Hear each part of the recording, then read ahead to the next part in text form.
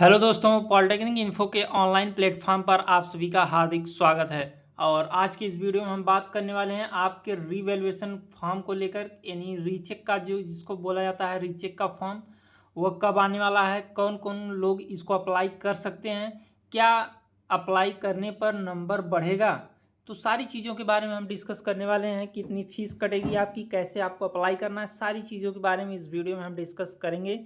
Video काफ़ी ज़्यादा important है, वीडियो को लास्ट तक देखिएगा। उसके पहले आपसे एक ही रिक्वेस्ट है, अगर आप अभी तक चैनल पर नए हैं तो वीडियो को एक लाइक, चैनल को सब्सक्राइब करके टेलीग्राम चैनल को ज्वाइन कर लीजिए, ताकि आने वाली हर एक लेटेस्ट अपडेट का नोटिफिकेशन आपको एक ही जगह पे मिल जाए। ठीक है, सबसे पहले हम जानेंगे रीचेक यानी रिवैल्यूएशन का फॉर्म कब भरा जाता है। ठीक है, जैसे मान लीजिए आपका रिजल्ट आ चुका है और आपके रिजल्ट में फेल लिख रहा है, आपका कई सारे सब्जेक्ट में बैक लगा हुआ है।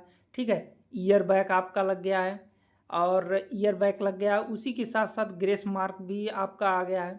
ठीक है, तो इन सारी कंडीशंस में आपका चाहे एक सब्जेक्ट में बैक हो, चाहे दो सब्जेक्ट में, चाहे तीन, चाहे चार या पांच सब्जेक्ट में बैक हो, आप रीवैल्यूएशन का फॉर्म को अप्लाई कर सकते हैं। जैसे आपको ये कॉन्फिडेंस है कि मैंने इस सब्जेक्ट में अच्छा परफॉर्म किया हुआ है और इस सब्जेक्ट में मेरी बैक नहीं लगनी चाहिए थी और उस सब्जेक्ट में आपका बैक लग गया है, तो आप उस सब्जेक्ट में, पर्टिकुलर सब्जेक्ट में आप कॉपी आप फिर से जांच करवाना चाहते हैं, उसके लिए रिवैल्यूएशन का फॉर्म फिलअप किया जाता है। यानी रिवैल्यूएशन का फॉर्म आप जब फिलअप करेंगे, आपकी कॉपी फिर से एक बार चेक होगी।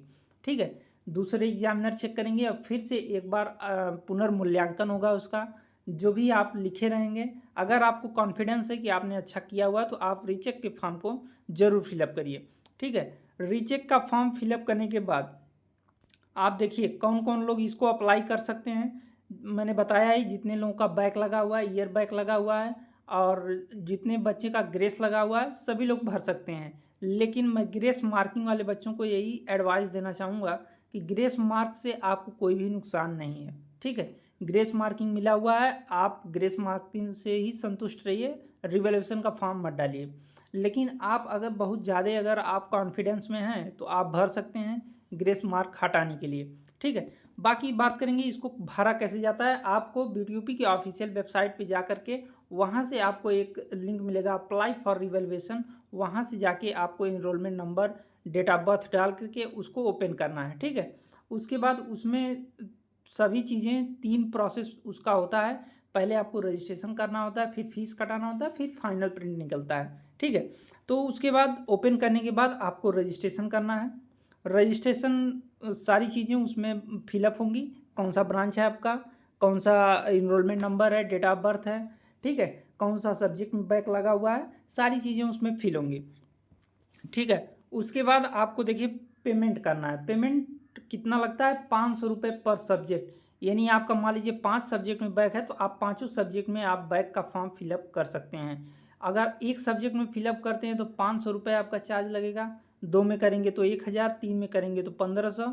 यानी जितना आप सब्जेक्ट में, जितने सब्जेक्ट में आप फिलअप करते हैं, उतना गुणे 500। यानी 5 विषय में अगर आपका बैक है तो पांचों विषय में आप भर सकते हैं। इसमें कोई मतलब उसकी कंडीशन नहीं है कि आप दो ही में भर सकते हैं। आपके जितना भी बैक आपका लगा है, सारे का सारे का आप भर सकते हैं रीचेक का फॉर्म। ठीक है, लेकिन कंडीशन वही उसकी यही है कि एक सब्जेक्ट का 500 रुपये चार्ज लगेगा आपका। 5 सब्जेक्ट का भरें तो 2500 रुपये आपका लगना है। ठीक है, तो आप इसको ऑनलाइन मोड में आप कटाएंगे। ठीक है, फीस। उसके बाद जब फीस आपकी कट जाती है, तो आपको फीस कटाने के 24 घंटे बाद आपको फाइनल प्रिंट भी डाउनलोड करना है, क्योंकि फाइनल प्रिंट जो होगा वो आपके कॉलेज में जमा होता है। ठीक है, कॉलेज में आपको सबमिट करना पड़ेगा, तभी जाके वो कंफर्म माना जाएगा। तो 24 घंटे बाद आपको उसका फाइनल प्रिंट आउट लेकर के अपने कॉलेज में सबमिट करना है। ठीक है, तो ये सारी चीज़ें हैं इसको लेकर के। बाकी अब बात करेंगे आपका रिवैल्यूएशन फॉर्म कब आने वाला है। ये देखिए पिछले सेमेस्टर की डेट है, तो हम बात करेंगे इस सेमेस्टर में कब आपका रिवैल्यूएशन फॉर्म आने वाला है।